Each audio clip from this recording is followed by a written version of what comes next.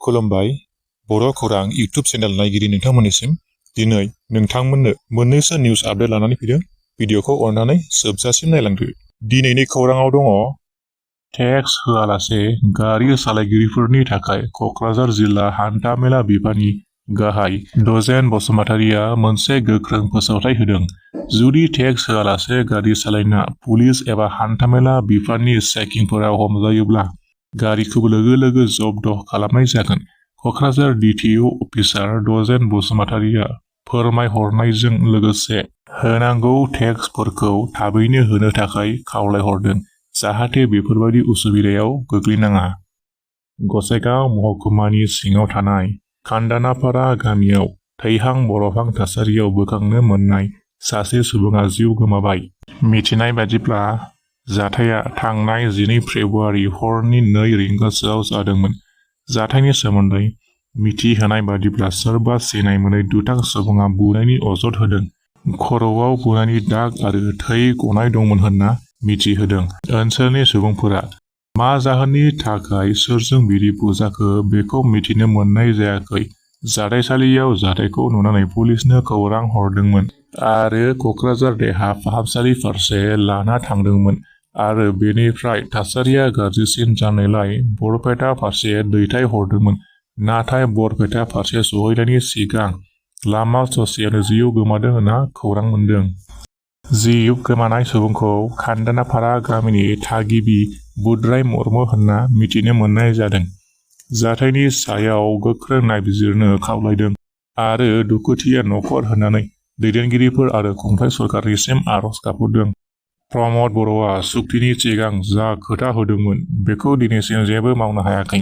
बे खोथाखौ बुंथिदों BPFनि लाइमोन आफादनि नेहाथारि कास्टम बसुमतारि बिथाङा। प्रमद बर'आ जेब्ला absuनि आफादगिरिमोन बै समाव जे खोथा होदों दिनै बियो मोनसेबो मावफुंजायाखै। दिनै रन्जन दैमारि सारखौबो बख'नो हायाखै। 3 बोसोर आबुं जाबाय सरकार सालायफैनाया, नाथाय दिनैसिम गावबो बख'नो खामानि मावाखै। प्रमद बर'आ आन्दोलन समाव कारापसननि एगेन्स्टआव खोथा बुंबाय थायोमोन, नाथाय दिनै UPPL सरकारावबो माखासे दैदेनगिरिफोरा पारसेन्ट लानाय खोनानो मोन्दों आरो बर' हारिनि जेंनाया जोबागौमानि MLA मन्थ्रिबो जाया होनना समायखिरा लादोंमोन। बर'नि जेंनाया जोबोब्ला गावनि दारिखौ फुल स्टप होनानै सौरागुरि गामियाव रायजो जाहैगोन होननानैबो रायजो राजाफोरनि सिगाङाव खोथा होदोंमोन होननानै बिथां कास्टम बसुमतारिया खौरांगिरिनि सिगाङाव बुंथिना होदों। गसाइगावनि कुसुगाव ICDSनि मावख'आव आंगनवाड़ी मावग्रा आरो लोगो मावग्राफोरनि धर्ना हाबाफारि। गावसोरनि मोननांगौ दान बान्थानि थाखाय गोबां आइजोफोरनि होस्रिखावनाय हाबाफारिया मैया जानानै थाङो।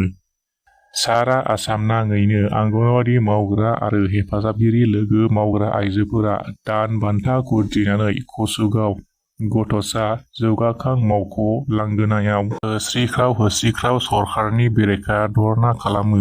बिथांमोना फोरमायनाय बायदिब्ला गोबाव समनिफ्रायनो सरकारनिसिम खावलायहरबाय थासेयावबो जोंनि दाबिखौ दिनैसिम मावफुंनानै होयैयाव जों बे थांखिखौ लानाय जादों आरो जेब्लासिम जोंनि दाबिखौ आजावनानै लाया अब्लासिम धर्ना होनाय हाबाफारियाबो बन्द जानाय नङा। जों दानि मोननाय बेथन जेरै 6,000 आरो 3,250 बेफोरजों दानि समाव नखर सालायनो गोब्राब। बेनि थाखायनो जों जोंनि बेथनखौ बारायनो थाखाय सरकारनाव दाबि दैखांदोंमोन, नाथाय सरकारा जोंनि दाबिनि सायाव जेबो नोजोर होयैलाय बेनिनो जों बे हाबाफारिखौ लानाय जादों आरो मावफुंजायागौमानि जोंनि हाबाफारिया जालांबाय थागोन होनना गोख्रोङै खुदिसारदों। SSA एबा सर्व शिक्षा अभियाननिफ्राय absu आरो बर' थुनलाइ आफादनिसिम मोनसे नटिस हरदों। थांनाय समाव आसामनि रायजो नाङैनो मोनफ्रोमबो फरायसालिफोराव गुन उत्सव फालिनायखौ नुनो मोन्दोंमोन। बे गुन उत्सवआव बर' बिजोंनि थाखो 6नि बिगियान आरो सानखान्थि आयदाखौ बर' बिजोंनि सोलायै इंराजि बिजोंजों खुंनो लानायखौ दुलाराय बर' फरायसा आफाद आरो बर' थुनलाइ आफादा बेखौ गोख्रों हेंथा होनाय आरो बोखारनांगौनि हेंथा होनायखौ नुनो मोन्दोंमोन। बेखौ लानानैनो 14 फेब्रुआरि खालि 3 रिंगायाव आसाम सर्व शिक्षा अभियाना बे आयदाखौ लानानैनो गुवाहाटीयाव गोनांथार सावरायनो थांखि लानानैनो बर' हारिनि बर' थुनलाइ आफाद आरो बर' फरायसा आफादनो बे नटिसखौ दैथायहरदों। बे नटिसआव बर' बिजोंनि थाखो 2नि बिगियान आरो सानखान्थि आयदाखौ इंराजिनि जायगायाव बर' बिजोंजों फिन आरोबाव गुन उत्सब खुंफिननायनि सायाव सावरायगोन होनना मिथिनाय जादों। बर' हारिनि सिनस्रि दुलाराय बर' फरायसा आफादा 57 बोसोर आबुं जाबाय। मिरु एबसु, बाक्सा जिल्ला एबसु आरो सालबारि दख'रा एबसु जथायै बाक्सानि सालबारि गेलेग्रा फोथाराव सानसेनि मेहेरगोनां हाबाफारिजों एबसुनि गायसनथाइ सानखौ फालिदों।